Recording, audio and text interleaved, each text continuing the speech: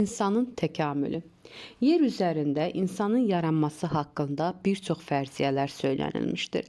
Ümumiyyətlə ilk dəfə insanın heyvan mənşəli olması aid fikir Karl Linnej tərəfindən 17-ci əsrdə söylənilmiş və insanla primatlarını, meymunları bir dəstədə, primatlar dəstəsində yerləşdirmişdir. Karl Linnej. Daha sonra Jean-Baptiste Lamarck insanın əcdadını ağacdan yerə düşmüş, sürü halında yaşayan meymuna bənzər heyvanlar olduğunu söyləmişdi.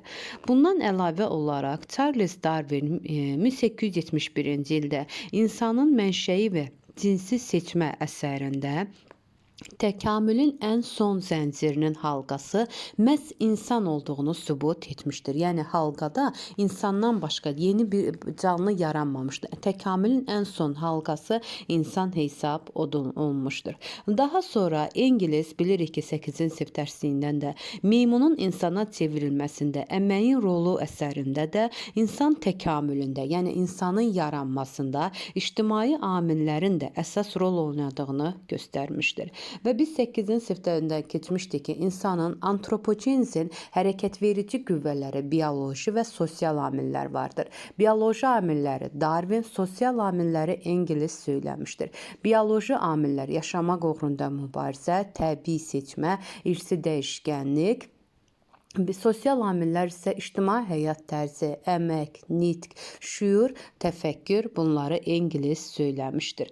Ümumiyyətlə ilk dəfə də ictimai amillər haqqında ilk dəfə məlumat Darwin vermişdir. Daha sonra isə daha mükəmməl səviyyədə İngilis söyləmişdir. İnsan məməlilər sinifinə aiddir, bilirik. Tip olaraq xordallar tipi, sinif olaraq məməlilər sinifidir və insanın məməlilər sinifinə aid olan bir çox xüsusiyyətləri vardır ki, ortaq xüsusiyyətləri burada diqqətimizə baxaq.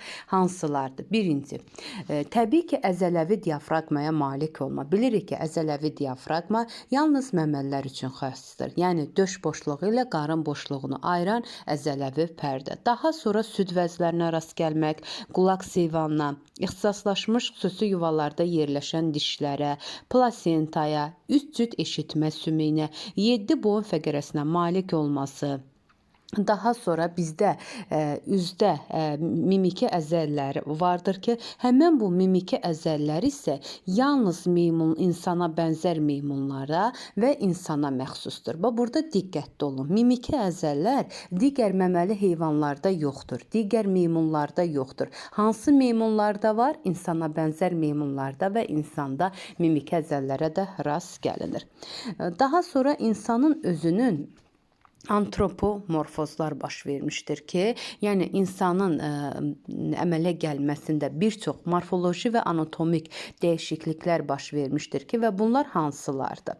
Birinci olaraq onlarda bilirik ki, reduksiya olmuş quyruğu, yastı dırnaqların olması, kəsici köpək azı dişlərinin sayı, əldəki baş barmağının digər barmaqlarla qarşılaşması, 12 və 13 cüt qabırğanın olması, əzbər bilməliyik bu sayları da, 5-6 oma fəqərəsinin olması, bunu insanla insana bənzər meymunların oxşar xüsusiyyətləridir. Yəni həm insanlarda, həm insana bənzər meymunlarda. Yəni insanda da 32 ədəd diş var, insana bənzər meymunlarda da 32 ədəd diş var.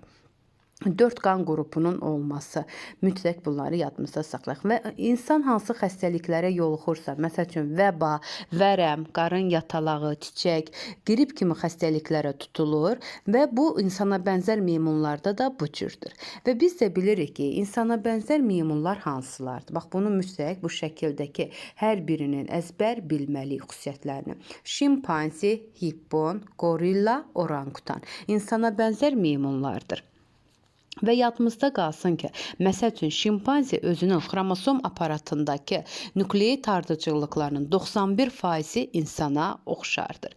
Gəlin baxaq görək, məsəl üçün orangutan insana hansı xüsusiyyətlərinə görə oxşayır? 12 cüt qabırğanın olmasına görə. Yalnız yadınızda qalsın, bu 4 ədəd insana bənzər meymunlardan orangutanda 12 cüt qabırğadır. Digərlərində şimpanzidə, hipponda, gorillada isə 13 cüt qabırğadır. Deməli, 13 cüt qabırğa varsa, deməli şimpanzedə 40 döş qəfəsini əmələ gətirən sümüklərin sayı 40 olar. Hipponda 40 olar. Amma orangutanda 37 sümükdən təşkil olunmuşdur. Əlavə olaraq şimpanze insana nəyə görə oxşayır? Şəkildə bunların hər biri, təkrar deyirəm, əzbər. Şimpanzedə kəllənin quruluşu və ətrafların ölçüsünə görə, gorilla ümumi bədən nisbətləri, çanaq, bilək, pəncənin quruluşuna görə, hippon yastı döş qəfəsi və kəllənin hamar olmasına görə, orangutan meymunu isə 12 cüt qabırğanın olmasına görə oxşayır. Yəni insanda da 4 qrup qan qrupu var, insana bənzər meymunlarda da 4 qrup qan qrupunun olduğunu deyə bilərik. Digər burada nəyə diqqət yetirməli? İnsanla insana bənzər meymunlar arasında bilirik ki, fərqlər var. Bu fərqli cəhətlərdən ən birincisi də yadınızda qalsın, insanda əmək var. Lakin bu əmək kollektiv əməkdir. Onlar da, məsəl üçün, insan mücərrəd təfəkkürü sayəsində yeni əməklər yaradır və ondan istifadə edir. Və hansı əmək var? İnsanda kollektiv şəkildə olan əməyə rast gəlinir. İnsanın sistematikası müasir təsnifatda yeri əzbər bilməliyik. Xordallar tipi, məməlilər sinifi, primatlar dəstəsi, fəsilə insanlar, cins insan, növ bir növdür ki, dərəkalı insandır. Karl Linne insanı primatlar dəstəsi ilə bir yerdə yerləşdirmişdi. Darwin hesab etmişdi ki, təkamülün ən son varlığı insandır. Lamarck insana bənzər meymunlar olduğunu, Engels isə meymunun insana çevrilməsində əməyin əsas rolunu göstərmişdir. Məsəl üçün, bu uyğun çalışma 2-də desək, orangutanda 12 cüt qabırğa, hipponda hamar kəllənin olması, yastı döş qəfəsinin olması hippondadır. Biləyin ölçüsü və çanağın quruluşu isə gorillada göstərə bilərik. İndi bu çalışma 3-ə diqqət olsun və testlərə düşə bilər ki, bunları gəlin nömrələyək. 5 rəqəmi ilə, şifahi şəkildə deyəcəm, özünüz kitabınızda qeyd edərsiniz. 5 rəqəmi ilə insan, 1 rəqəmi ilə hippon. Hipponun ətrafları ən uzundur. Bu 1 rəqəmi ilə hippondur. 2 rəqəmi ilə nisbətən qabırğaları sayda quruluşludur. Orangutandır. 2 rəqəmi ilə orangutan. 3 rəqəmi ilə şimpanze.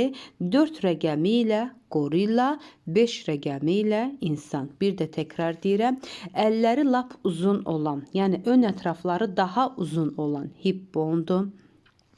Digərinə diqqətlə baxsaq, məsəl üçün bu hissəyə baxın, dizi bərabərliyindədir ətrafları, ön ətrafları. Bu orangutandır. Şimpanzedə isə nisbətən burada fikir versək, yuxarıda yerləşir ətrafları, dizdən yuxarıda yerləşir. Digəri isə gorilladır ki, bu isə əyilmiş vəziyyətdədir. Bunu yəni göz yaddaşı ilə bu şəkilləri yadda saxlaya bilərsiniz. 5-ci isə insana aiddir. Və insanda bilirik ki, dik yerimək vardır və dik yerimək ilə əlaqədar olaraq yadınızda qalsın, insanlarda çanaq daralıb, yastılaşır və hərəkətsizləşmişdir ki, bu da bir mənfi cəhətdəsinə. Məsəl üçün, dik yeriməklə əlaqədar olaraq damar genişlənməsi yaranmışdır və bu da mənfi xüsusiyyətləridir dik yerimənin. Dik yerimə ilə əlaqədar olaraq insanda nə əmələ gəlmişdir? Biz bilirik ki, 8-ci sinifdə demişdik ki, onurğa əyriliklərinin yaranması, 4 növ olan onurğa əyriliklərinin və ayaq tağının əmələ gəlməsi. İnsanın təkamülü, embrioloji və müqayisəli anatomiya dəlilləri. Bax, bu şəkildə misal göstərsək, itlə, məsəl üçün, insanın embrional inkişafını burada müzakirə olunub və bu şəkili ilk dəfə biogenetik qanun yaradıcılarından biri olan Haeckel tərəfindən həyata keçirilmişdir. Embrioloji dəlillər var, Rusheim dövründə olan embrioloji dəlillər, bir də müqayisəli anatomiya var. Müqayisəli anatomiya dəlillərində bizə aid olan hansılardır? Rudiment orqanlar, atavizmləri deyə bilərik. Rudiment orqanlar nə idi? İnsan təkamülündə əcdadlarından qalmış və öz funksiyasını yerinə yetirməyən orqanlar rudiment orqanlar hesab olunur. Ümumiyyətlə rudiment orqanlarımızın sayı çoxdur. Misal üçün bunlarda bax birinci kor bağırsaq çıxıntısını deyə bilərik. Kor bağırsaq çıxıntısını deyə bilərik. Üçüncü göz qapağı rudimentdir. Daha sonra qulaqda olan çıxıntı, qulaqda olan çıxıntı rudiment orqandır. Bizdə tük özü rudiment orqandır. Ağıl diş insanda rudiment orqandır. Daha sonra büzdüm fəqərələri rudimentdir. Kor bağırsaq çıxıntısı rudimentdir. Sərbəst qabırğalarımız 4 ədəd olan sərbəst qabırğa biz insanlarda nədir? Rudiment orqanlardır. Burada insanlar sürünənlər sinifini müqayisə edib ki, sürünənlərdə üçüncü göz qapağı rudiment deyil. Məsəl üçün timsahda qulaq çıxıntısı rudiment deyil, kör bağırsaq çıxıntısı rudiment deyil, amma bizdə yuxarıda insanın orqanları göstərilib ki, rudiment orqanlar hesab olunur. Atavizm nə idi? Əcdada qayıtmaq idi ki, atavizm insanların heyvanlardan əmələ gəldiyini sübut edir. Əgər insanın postembrional dövründə çoxlu süd vəziləri varsa, bədəni çoxlu sıx tük örtüyü ilə örtülübsə, qulaq heyvanı hərəkət etdirə bilən insanlar doğulursa, quyruqlu insan doğulursa və yaxud da müxtəlif yumurta əkizli insanlar dünyaya gəlirsə, bunlar atavizmlər hesab olunur. Və insan da bilirik ki, Ruşeym dövründə şəklinə baxsaq, Ruşeym dövründə ilk dəfə aid olduğu tipin xüsusiyyətlərini daşıyır. Ən yüksək sistematik kateqoriyanın tipi xüsusiyyətlərini, ən sona yaxın isə növün xüsusiyyətlərini daşımış olur. Ən diqqətli olan testlərə bu hissələrdən düşə bilər. Diqqətli olaq. İnsan və heyvanın ruşeymlərinin hansı oxşarlıqları var? Birinci bilirik ki, insanda mayalanmış yumurta hüceyrədən zigot əmələ gəlir və zigot mitoz yolla bölünərək çoxlu blastomerlər, çox hüceyrəli ruşeym əmələ gəlir. Ruşeym insan bətin daxilində 1 aylığında 2 kameralı ürək, 3 cüt qəlsəmə qövsü, bu qövslərin sayı düşür. 3 cüt qəlsəmə qövsləri, qəlsəmə yarıqları, barmaqları arasında pərdə, kulaq kası balıqlarda olduğu kimi, kulaq kasının olması, balıqlarda olduğu kimi beyni qovuqcuq şəklində olması 1 aylığındadır ki, ruşeym mərhələsindədir. Diqqətli olaq, təkrar bunları əzbər bilməliyik. 1 aylığında ürək 2 kameralar olur, 3 cüt qəlsəmə yarıq olur, barmaqları arasında pərdə olur, balıqlarda olduğu kimi baş beyni qovuqcuq şəklində olur və kulaka olur. Bu 1 aylığındadır. Daha sonra baş beyin yarımkürələri formalaşır, üzəri qırışlı qabıqlar örtür və daha sonra nə baş verir? Onurğa fəqərələrinin, biz bilirik ki, onurğa sistemimiz var və onurğa fəqərələrində quyruq şöbəsi də inkişaf zamanı formalaşır. Onun fəqərələrinin bir hissəsi reduksiyaya uğrayır, bir qismi isə birləşib büzdüm sümüyünü əmələ gətirir. Artıq bunlar döl dövründə baş verir. Diqqətli olaq, döl dövründə baş verir ki, onurğa sistemində quyruq şöbəsi inkişaf zamanı quyruq fəqərələrinin bir qismi reduksiyaya uğrayır, bir qismi isə büzdüm sümüyünü əmələ gətirir. Dölün 3-cü, 4-cü aylığında isə bədənin üzəri tüklərlə örtülü olur. Bax, bunu yadımızda saxlayaq. Deməli, 3 və 4-cü aylığında hansı dövrdür dölün? Cift dövründə. Cift dövründə bədənin üzəri tüklərlə örtülürsə, bu embrional mərhələ üçün embrioloji dəlildir. Amma anadan doğulduqda uşağın üzəri bütün tüklərlə örtülü olarsa, bu artıq nədir? Atavizm hesab olunur. Lakin uşaq embrional dövründə də inkişaf etdikcə, getdikcə, bu hissəyə diqqət yetirin, getdikcə həmən o tüklər tökülür, yalnız baş hissədə qalır. Və əlavə olaraq deyək ki, dedik 1 aylığında hansılar var idi? 2 kameralı ürək, kulaq, barmaqları arasında pərdə və s. Bundan əlavə olaraq, bunlar 1 ay yarımlığında və yaxud da 6 həftəlik müddətində çoxlu süd vəzlərinə rast gəlinir. Hansı dövrdə? Ruşeym dövründə. Bu testlərə düşər. Deməli, Ruşeym dövründə biz bilirik ki, Ruşeym mərhələsi var, bir də döl mərhələsi var. Düzdürmü? Cift mərhələsi olan hissədə. Dölün Ruşeym mərhələsi var, bir də cift mərhələsi var. Cift mərhələsində çoxlu tük örtükləri olurdu, lakin Ruşeym mərhələsində isə çoxlu süd vəzlərinin olmasına rast gəlinir. Ürəyi isə balıqlarda olduğu kimi 2 kameralı ürəkdən ibarətdir. Və onurğa əyrilikləri, biz bilirik ki, insanda 4 ədəd onurğa əyrilikləri vardır ki, boyundur, beldir, döşdür, omadır. Və bu onurğa əyriliklərindən ilk dəfə olaraq məhz lord kifozu əmələ gətirən, məsəl üçün oma əyrilikləri embrional dövrdə əmələ gətirir. Oma əyrilikləri embrional dövrdə əmələ gəlir. Kifozu əmələ gətirənlər hansıları idi? Təkrar burada deyəcəm. Döş və oma və lordozu əmələ gətirənlər isə boyun və bel idi, bel fəqərələri idi ki, lordozu əmələ gətirirdi. Və boyun əyrilikləri yadınızda qalsın.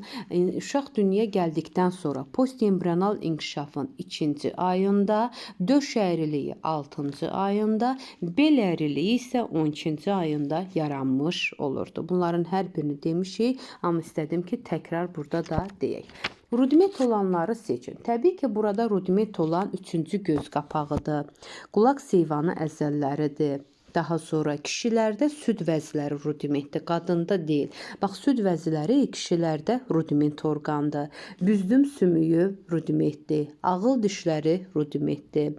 Daha sonra çox uşaqlıq atavizmdir. Çiyin qurşağı sümükləri, bəli, bu rudiment götürülür. Seyrək tük örtüyü, bax, az tük örtüyü rudimentdir. Çoxlu tük örtüyü atavizmdir. Baldır sümükləri, bəli, baldır sümüklərində olan hansı sümüklər idi? Qamış və incik, hətta incik sümükləri rudimentdir. Qan damarları isə təbii ki, rudiment orqan deyil, çünki öz funksiyasını yerinə yetirir. Yəni kişilərdə süd vəzlərini yadımızda saxlayaq ki, rudiment orqan götürürük. Aha. Və burada rudiment orqanlarda atavizmi deyək, qulaq seyvanı əzəllərinin güclü inkişafı atavizmdir, çox tükülük atavizmdir, quyruğun olması atavizmdir, digərləri isə 3-cü göz qapağıdır, kör bağırsaq çıxıntısıdır. Əla, bax, buradan görürsünüzmü? Yenə deyirəm, tapşırıqda da nəsə öyrənirik. Köpək dişlərinin güclü inkişafı. Köpək dişləri də bizdə rudiment orqandır. Amma digər yırtıcı məməlilərdə rudiment deyil. Təbii ki, insanda rudiment orqandır. Ağıl dişləri olduğu kimi köpək dişləri də rudiment orqandır. Əgər bax yadınızda qalsın, insanda məsəl üçün dırnaqdır, onlardır, dırnaq caynağın törəməsindən əmələ gəlib. Həmin bu dırnaqlar da rudiment orqandır. Əlavə olaraq deyim ki, məsəl üçün bizdə 32 diş var. Amma dünyaya gələn uşaqda sonrakı inkişaf dövrlərində 34 diş və yaxud da 33 diş çıxırsa, 33, 34 diş çıxırsa artıq bu atavizm hesab olunur. Niyə? Sonra əcdada qayıtmaqda. Amma normalda 32 diş varsa, bu insanda normal inkişafıdır. Artıq 32-dən çoxdursa diş sayı, bu atavizm hesab olunur. Digər insanın təkamülü və paleontoloji dəlillər. İnsan təkamülünün başqa bir adı, testlərə təkamülə düşmür, bu sözdə düşə bilər. Antropogenizin bir sıra dəlillərlə sübut edilmişdir. Təbii ki, bu paleontoloji dəlillər makro təkamülü sübut edən dəlillərdən biridir ki, bunlara biz qazıntılar halında tapılan dəlillərlə sübut olunur. Birinci olaraq bilirik ki, insana bənzər meymunların və insanın əcdadı Mezozoy erasında kiçik həşərat yeyən, bunun altından xətt çəkin, Mezozoy erasında kiçik həşərat yeyən məməli heyvanlardan başlanğıc götürmüşdür. Həmin bu kiçik həşərat yeyən məməlilər pişik boyda olub qədim əcdaddır. Həmin bu Mezozoy erasında pişik boyda qədim əcdadlar özləri başlanğıc vermişdir Paleogen erasında parapiteklərə. Parapiteklər Kainozoy erasının Paleogen dövründə yaranmışdı və parapiteklər özləri başlanğıc vermişdir hippon, orangutan və diroptiklərə. Bunu necə yadınızda saxlayın ki, parapiteklər nəyə başlanğıc vermişdir? Belə, H, O, D. H baş hərfi hippon, O orangutan, D diroptiklərdir. Yəni bunlar orangutandır, hippondur, kör şaxə hesab olunur. Lakin diroptiklər özləri isə başlanğıc verir Q, A, Ş. Gorilla, şimpanze və avstropiteklərə və bunlar əmələ gəlmişdir Neogen dövründə. Neogen dövründə və burada avstropteklər özləri birbaşa insanın əcdadı deyil, özləri həmin bu avstropteklər özləri bir neçə çoxlu növlərə başlanğıc vermişdilər. Yəni sizdən soruşula bilər ki, birbaşa insanın əcdadıdır avstroptek, deyirsiniz ki, xeyr, birbaşa əcdadı deyil, bunu yadımızda saxlayaq, digər növlərə də başlanğıc vermişdi. Birinci oldu, parapteklər başlanğıc verdi hot, hippon, orangutan, diriopteklərə. Diriopteklər başlanğıc verdi qaş, yəni gorilla, şimpanze, avstraloptek. Avstroptek isə başlanğıc verdi insana. Bayaq dedik ki, parapteklər paleogen erasında əmələ gəlmişdir. Bəs parapteklərə harda rast gəlinmişdir? Qədim insana bənzər meymunlar idi ki, 3 qitədə rast gəlinirdi. Bunlar da bilək Afrika, Asiya, Avropada geniş yayılmışdır və onlar üçün 3 şaxaya özləri başlanğıc vermişdir. Bunları dedik və nəsli kəsilmiş diriopteklərə başlanğıc vermişdir. Daha sonra diriopteklərin özlərinin nəsli kəsilib avstropteklərə başlanğıc vermişdir. Deməli, ptek sözünün mənası meymun deməkdir. Parapteklər hələ meymundur. Hardakı sözdə ptek sözü var, o meymundur. Amma ptek sözü olmadıqda artıq təbii ki, biz onları meymun hesab etmirik. Diriopteklər. Diriopteklər isə paleogen dövründə yaranmışdır və havanın soyuması ilə əlaqədar olaraq, buzlaqların yaranması ilə əvəz olaraq meşələr, çoxlu meşələr düzənliklərlə, çöllərlə əvəz olunmuşdur. Düzdür? Meşələr çöllərlə əvəz olunmuşdur. Bu zaman onlar ağacdan düşməyə və yerdə gəzməyə məruz qalmışdılar. Hansı dövrdə? Neogen dövründə. Neogen dövründə yaşayan diriopteklər eşitmə və görmə, gözlər orqanları yaxşı inkişaf etmişdir. Hansı duyğu orqanları yaxşı inkişaf etmişdir? Bu da testlərə diqqətimizdə olsun. Gözlər və eşitmə orqanları yaxşı inkişaf etmişdir. Əlləri formalaşdığı üçün əşyaları bunlar daha yaxşı tuturdular və əşyaları tutub ata bilirdilər. Və ilk dəfə olaraq ön ətrafları, əlləri tutucu orqana çevrildi diriopteklərdə. Hansılarda? Diriopteklərdə tutucu orqana çevrilmişdir. Və bədən ölçüləri dəyişmiş, beyinləri daha yaxşı inkişaf etmişdi. Görmə ilə əlaqədar olaraq onları səmti də təyin edə bilirdilər. Və özləri də yenə deyirəm, şimpanze, gorilla, avstropteklərə başlanğıc vermişdi. Özlərinin isə nəsilləri kəsilmişdi. Hansı duyğu orqanları yaxşı inkişaf etmişdi diriopteklərdə? Gözlər və eşitmə orqanı. Nəyi yaxşı müəyyən edirdilər? Səmiti daha yaxşı müəyyən edirdilər. Ön ətraflara hansı orqana çevrilmişdi? Tutucu orqanlara. Hansı dövrdə ağacdan yerə düşdülər? Neogen dövründə. Özləri paleogen dövründə bunu dedik. Bəli. Avstropteklər. Sürü halda, bax bu hər bir cümləni, hər bir sözə diqqət yetirməliyik burada. Sürü halda yaşamış, düzənliklərdə yaşamağa başlamışlar. Niyə düzənliklərdə? Çünki artıq meşələr qırılmışdı, meşə yox idi. Sürü halda düzənlikdə yaşamağa başlamış və yırtıcı olmuşdular.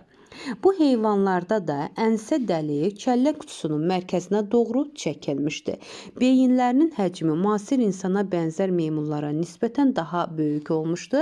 9-cu sinifdə demişdik bunlara. Avstropteklərin beyinlərinin həcmi 650 kub santimetrə bərabərdir. Və tapılan sümük qalıqları sübut etmişdir ki, bunların arxa ətrafları daha yaxşı inkişaf etmişdir. Arxa ətraflarında olan çanaq, bu sümükləri hətta qazıntılarda sübut olunmuşdur ki, insana daha çox oxşardır. Çanağın geniş olması onların dik gəzdiklərini də göstərmişdir. Yuxarı ətraflarda baş barmağın quruluşu, əllərini tutmaq qabiliyyətinin güclü olduğu və diqqət, daşdan və sümükdən alət kimi istifadə etdikləri bildirilirdi. Soruşula bilər, əmək alətlərini nədən istifadə edirdilər? Nədən? Daşdan və sümükdən. Bu cümləyə diqqət yetirək. Və onların dişlərinin quruluşu da müasir insanki kimi idi. Avstropteklərin çoxlu növlərinin olduğu da sübut edilmişdi. Deməli, avstropteklər Avstral latınca cənublu deməkdir. Pitex Yunanca meymun deməkdir. Sürü halında yaşamışlar, yırtıcı olmuşlar. Daha sonra ensə dəlik kəllə qusunun mərkəzinə doğru inkişaf etmişdi. Dik yerimişdilər. Əmək aləti kimi daşdan və sümükdən istifadə etmişdilər. Və bunlar özləri əmək alətlərini nəyə görə istifadə edirdilər? Özlərini həm ətraf mühit amillərindən, həm də digər heyvanlardan qorumaq üçün bunlar əmək alətlərindən istifadə etmişdilər. Deməli, avstralopiteklərin bir qismi özlərini müdafiə etmək üçün əmək alətləri də düzəltməyə başlamışdılar. Nə gözəl, bax, diqqətli olaq. Deyir ki, onlar özlərini həm ətraf müamilə, həm də digər heyvanlardan qorumaq üçün bir çox uyğunlaşmalar qazanmış və bu uyğunlaşmalardan biri də özlərini müdafiə etmək üçün əmək alətləri düzəltməyə başlamışlar. Nədən? Daşdan və sümükdən. Nə üçün? Özlərini müdafiə etmək üçün. Alimlər bu avstralopiteklərdən ayrılan bir şaxəni də bacarıqlı insan adlanırdı ki, ən qədim insanlar hesab olunur. Onlar çay daşlarından kəsən və doğrayan alətlər hazırlamışdır. Barmaq falanqaları yastalaşmışdır. Bunlar isə bacarıqlı insanlar isə özləri başlanğıc vermişdir. Hansı? Ən qədim insan yarım cinsinə. Aha, bax bu şəkilə diqqət yetirək. Parapiteklər başlanğıc verdi. Dedik ki, H, O, D. Düzdürmü? D var, Diropitek var, orangutandır, hippondur, kör şaxədir. Diropiteklər isə başlanğıc verdi. Q, A, Ş, gorilla, şimpansi, avstralopiteklərə. Bəli, bacarıqlı insana aid olanları seçin. İlk dəfə əmək alətlərinin hazırlanması. Bəli, ilk dəfə əmək alətləri hazırladı. Çay daşlarından kəsən, doğralayan əmək alətləri hazırladı. Tamamilə doğru. Baş barmağının digər barmaqlarla qarşılaşması bu digər meymunlarda da vardı. Dişlərinin ixtisaslaşması xeyr. Yastı falanqalar, bəli. Yastı falanqalar bacarıqlı insanlara aid edilirdi. Birinci, bir də yastı falanqaları deyə bilərik. Yaxşı eşitmə qabiliyyəti, yaxşı görmə qabiliyyətini isə biz hansında dedik? Gözləri və eşitmə orqanları daha yaxşı inkişaf etmişdir. Diropiteklərə misal olaraq dedik. Aha, cücə yeyən qədim məməli, həşərat yeyən məməli özü başlanğıc vermişdi hansına? Parapiteklərə. Parapiteklər başlanğıc vermişdir diropiteklərə. Bax, bu ardıcıllıq bu cür baş verəcək. Həşərat yeyən qədim məməlidir, parapitek və diropiteklərə başlanğıc vermişdir.